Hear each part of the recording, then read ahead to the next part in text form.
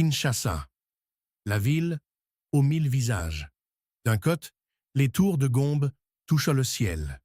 Le boulevard du 30 juin brille sous le soleil couchant. De l'autre, les toits de Tolé de Bandalungwa racontent une autre histoire. Mais pas comme vous le pensez. Mwamba, 38 ans, chauffeur de taxi depuis 12 ans. Encore une journée. Combien j'ai fait aujourd'hui? 20 000 francs? Même pas. Sa femme attend un 3e enfant. Son taxi tombe en morceaux.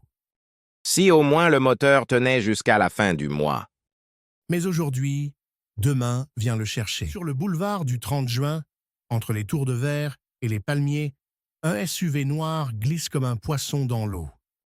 Ici, c'est le Kinshasa des grands, des hommes d'affaires, des diplomates, un autre monde. Mais ce SUV-là ne reste pas à Gombe, il a une destination. Quand un SUV noir entre dans un quartier comme Bandalungwa, Hey, regarde quoi! Un SUV! Qui c'est? les enfants courent, les voisins chuchotent. C'est la police ou quoi?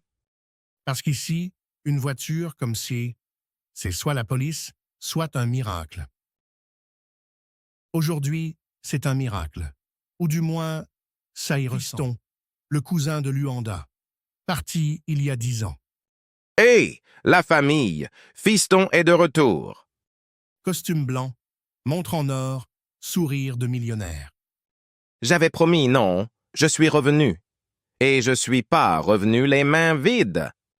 Mais Mwamba le regarde autrement. Fiston, c'est bien toi, mais ces yeux-là, ils cachent quelque chose. Mon fils est revenu. Nzambe azali monene. Maman, ne pleure pas. Je suis là, maintenant. 10 ans, fiston. 10 ans sans nouvelles. J'ai pris chaque jour. La famille entière est là, les voisins aussi, et même ceux qui ne sont pas de la famille font semblant de l'être. C'est comme que ce soir-là, on mange comme des rois.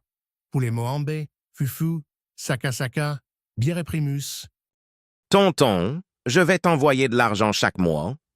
Cousine, je paye tes études. Maman, je vais te construire une maison. Fiston, tu es un vrai fils du quartier. Tout le monde sourit, tout le monde mange, tout le monde croit. Sauf Mwamba, Toutes ces promesses, d'où vient tout cet Luanda, art? la baie illuminée, les tours de verre qui percent la nuit angolaise. C'est là que Fiston a bâti sa fortune. Du moins, c'est ce qu'il dit.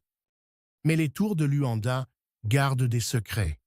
Et certains secrets traversent les frontières. Minuit passe. La fête s'éteint doucement. Mais Fiston, lui, ne dort pas. Je te dis que j'ai besoin de plus de temps. Non, ils ne savent rien. Je gère. Écoute, donne-moi une semaine. Juste une semaine. Qui est au bout du fil? Qu'est-ce que Fiston guère? Et surtout, Mwamba ne cherchait pas à écouter. Il allait juste aux toilettes. Fiston, qu'est-ce qu'il fait dans le couloir à cette heure? Mais quand il entend la voix de Fiston dans le noir, il s'arrête. Et ce qu'il entend va tout changer. Son cousin, le millionnaire, le héros du quartier, tremble dans l'obscurité comme un homme traque. Dans les yeux de Mwamba, une seule question brille. D'où vient vraiment l'argent de Fiston? La suite, dans le prochain épisode de Contes d'ici.